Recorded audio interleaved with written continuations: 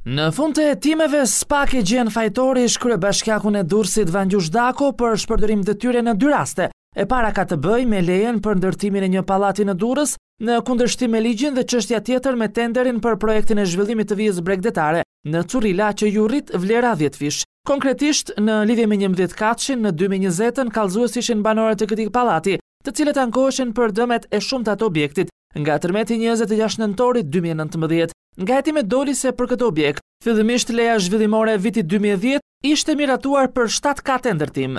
Më pas u aplikua sërish, po pas kësaj here për 11 kate. Në këtë veprim SPAK thot se bashkia ka legalizuar një objekt të ndërtuar para zbardhjes së lejes së ndërtimit dhe jo sipas projektit të miratuar. Në dosje SPAK thot se bashkia, edhe pse është njoftuar nga INUV për ndërtimin e pallatit, sërish nuk është ndërmarrë asnjë veprim nga pushteti lokal. Hetimet treguan edhe se i gjithë dokumentacioni i nevojshëm përpara nisjes së punimeve përfshi edhe studimin sismik është kryer vetëm pasi pallati ishte ndërtuar dhe në të jetonin edhe banor. Episodi i dytë lidhet me tenderin e shëtitores së plazhit nga Brylit e Currilat, grupi i punës i ngritur nga kryebashkiaku Vangjush Dako, i cili kishte detyrë të përcaktonte fondin limit për tenderin, rezulton se ka bërë gabim në përllogaritje, duke 10 fishuar vlerën, duke i shkaktuar buxhetit të Bashkisë Durrës një dëm ekonomik prej më shumë se 18 milion lek. 11 persona janë të pandehur, ndërsa për vetëm një është kërkuar nga prokuroria pushimi i çështjes dhe bëhet fjalë për Meri Seminin. Vangjush Dako u arrestua më 6 qershor, bashkë me të u lëshuan 10 urdhër arreste,